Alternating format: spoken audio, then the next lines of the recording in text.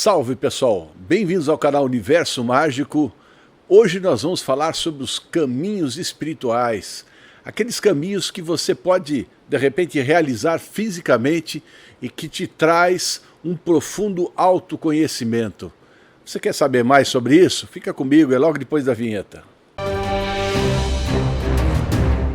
Bom pessoal, por falar em desenvolvimento espiritual, caminhos iniciáticos, como o nome já diz, toda vez que a gente vai em busca do sagrado, em busca do autoconhecimento, aquela história do oráculo de Delfos, conhece a ti mesmo, é uma jornada interior, é uma jornada alquímica em que você vai fazer a lapidação da pedra bruta, ou seja, você vai se transformar, você vai transformar aquilo que era impuro em pureza, ou seja, o metal mais nobre, o ouro, a elegábala, a pedra filosofal, enfim, tantos outros nomes de transformação alquímica e de trabalho que você vai fazendo interiormente através dos exercícios espirituais, através do conhecimento que você vai adquirindo e que vai te dando uma visão nova de mundo e de entendimento melhor sobre a vida e sobre as pessoas. E é claro que o ser humano, ele sempre tem uma certa dificuldade de entender aquilo que é abstrato. A abstração é um negócio bem complicado, né? Principalmente falar de Deus, de conhecimento, e aquilo que você não está vendo, mas que, obviamente, você sente os resultados. Existiu também os caminhos físicos, ou seja, caminhos espirituais. E os caminhos espirituais, eles estão geralmente associados por motivações religiosas, mas que nem por isso deixam de trazer um resultado de autoconhecimento. É o caso do caminho de Santiago de Compostela, cuja a origem remonta, né, do apóstolo Tiago, que foi morto pelo rei da Judéia e teria sido decapitado e depois o seu corpo teria sido transportado por discípulos até a região de Compostela, onde ele teria sido enterrado. E mais à frente teria sido encontrado o corpo desses dois discípulos e mais o corpo do apóstolo Tiago, né, que aliás é o único apóstolo que foi relatado na Bíblia, né, a sua morte. Então veja bem, esse caminho de peregrinação, ele até era um pouco desconhecido aqui pelos brasileiros, mas se tornou famoso com o livro do Paulo Coelho, o Diário de um Mago. E para quem leu naquela época em que assim, o ocultismo estava ainda gatinhando aqui no Brasil, tinha muita coisa do Aleister Crowley, a Golden Dawn, enfim, a sociedade alternativa, aquela coisa toda, então estava fazendo um barulho na cabeça das pessoas porque estavam em busca de alguma coisa e você não sabia muito bem o que. Existiam as ordens, a Ordem Rosa Cruz, que é um campo de estudo metafísico, e as outras ordens a qual eu pertenci, inclusive a Ordem Templária. E todas essas ordens, na verdade, buscavam um sentido para a vida. Então, por exemplo, a Rosa Cruz é o autodomínio, né? A Ordem Templária é estabelecer um templo dentro de si, ou seja, você estabelecendo um templo dentro de si, o teu corpo ele vai se tornar o corpus herméticos, né? É a base do hermetismo, né, egípcio, de Thoth Hermes, enfim. Tudo isso representa o quê? Um desenvolvimento interior, né? Um despertar da glândula pineal. E com isso vem também o aspecto da paranormalidade, em que você vai fazendo através do trabalho mágico, você vai despertando, né, as suas capacidades do seu sexto sentido, né, para muitos inclusive mediunidade, que às vezes já é nata na pessoa, mas que é um carro desgovernado, digamos assim, e quando a pessoa ela entra no caminho iniciático, ela consegue dar direção para essa mediunidade. Então o caminho espiritual ele também serve para isso, e serve para de repente você se entender. E no livro do Paulo Coelho é bastante interessante, eu não vou narrar exatamente com as mesmas palavras, porque eu não me lembro direito, mas eu sei que é muito bacana o início do livro, onde ele está fazendo um ritual e ele vai receber a sua espada, a espada do mago. E aí o mestre já disse para ele que ele sabia o que ele tinha que fazer, ele rapidamente enterrou a espada que ele usava antes de se tornar mago, para poder receber a nova. E o mestre faz uma séria reprimenda para ele de como que ele pode enterrar a espada sem ter recebido a outra, ou seja, ele enterrou, ele achou na soberba dele que ele já era um mago, que já ia receber a espada, o mestre coloca a espada na frente dele, na hora que ele vai pegar, o mestre pisa na mão dele e diz que por causa da sua soberba, né, ele teria que realizar um caminho, porque aquele caminho não era um caminho dos poucos escolhidos, era o caminho das pessoas comuns.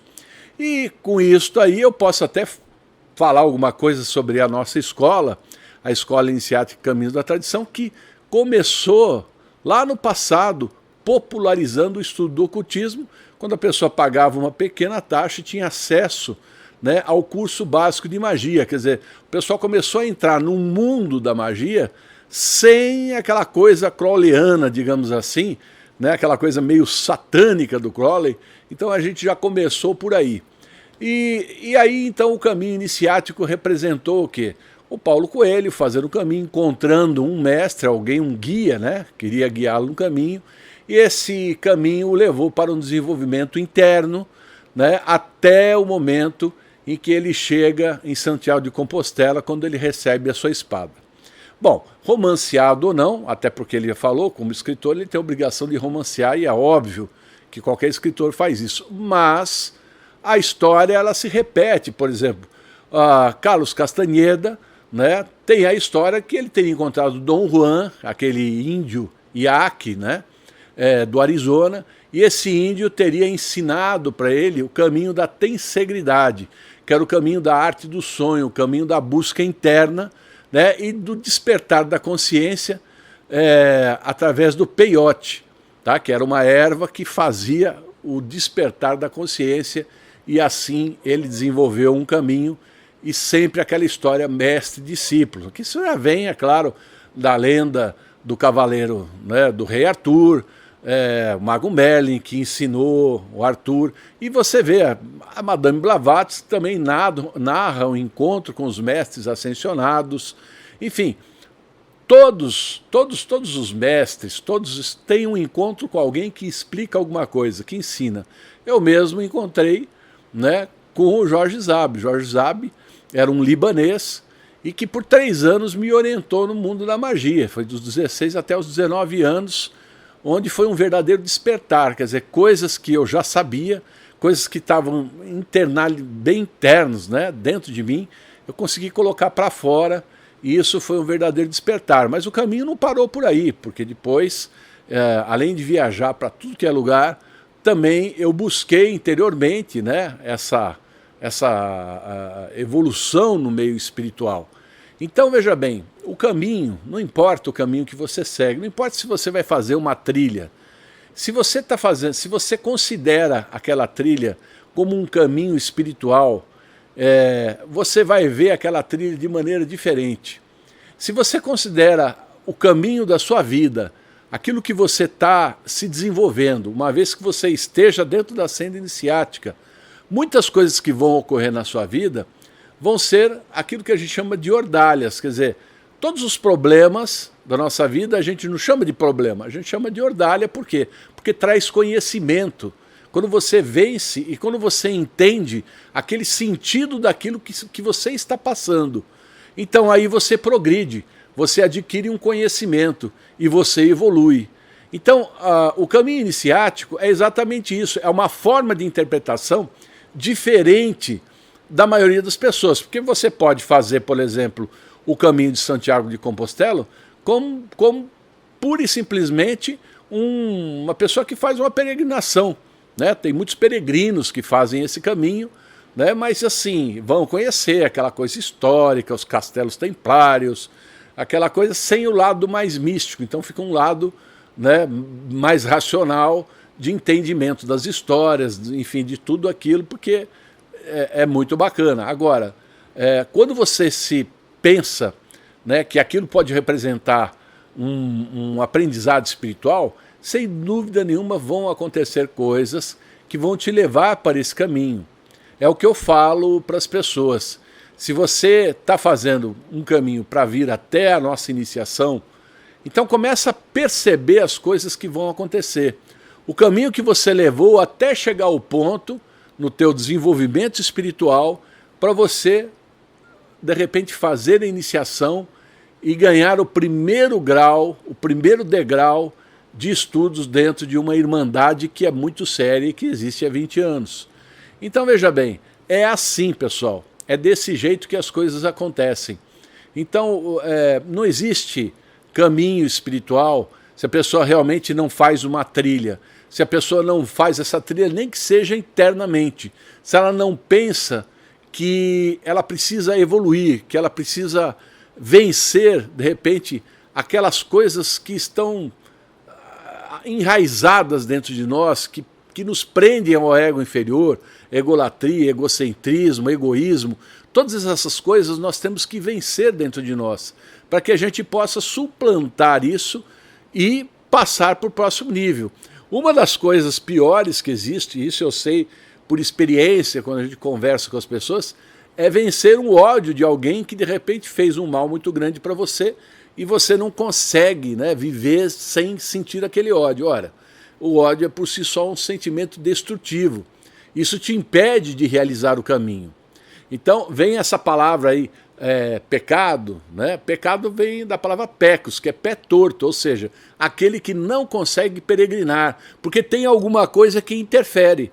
Então quando você não vence aquilo dentro de você, quando você não vence um rancor, não precisa ser ódio, um rancor mesmo, quando você não consegue se livrar daqueles pensamentos que te atordoam, que te fazem mal, quando você não consegue suplantar isso, você ainda está preso a padrões do ego inferior. Então você não vai conseguir atingir a luz. É claro que isso é um caminho, não quer dizer que se você está naquele momento sentindo isso, ainda não venceu esse estágio, que você não pode seguir a trilha. Você não só pode, como deve, porque a trilha é que vai te ajudar no seu desenvolvimento espiritual. Então você tanto pode fazer esse caminho internamente, aliás, isso é necessário, como também você pode buscar milhares de caminhos que existem aí, peregrinações, ou simplesmente um roteiro que você queira fazer, que não tem nada de religioso, mas que você, é aquela história, é você com você mesmo, para você atingir, né, o entendimento daquilo que é melhor para você, tá certo? Então é isso aí, pessoal, que eu queria dizer. Espero que vocês tenham gostado. Se vocês gostaram, deixa um like aí para o Mago, assine o nosso canal, acionando a sinetinha para recebimento de avisos de novas publicações. E para quem quiser, então, trilhar o caminho conosco, tá aí, tornar-se membro, você escolhe aprendiz ou neófito, entre em contato conosco, você já vai receber os estudos da Irmandade, que, olha, com o fim agora da pandemia, nós já vamos virar endemia, quer dizer, já está diminuindo um estágio, é bem provável que no fim do ano, início do outro ano, nós já estaremos fazendo a próxima iniciação. Tá bom, pessoal? E mais uma coisa que eu quero também apresentar para vocês, a nova loja Maison de la Magie. Ela vai inicialmente começar com o maior acervo de estudos da IE Caminho da Tradição. Claro que os estudos estão sendo postados ainda, mas você já pode dar uma entrada lá, dar uma olhada no site, se precisarem ou quiserem qualquer material, é só adquirir, ou se preferir pagar por Pix, alguma coisa assim, entre em contato com a gente e a gente enviará o material para vocês, tá certo? Um grande abraço para vocês e até o próximo vídeo. Tchau!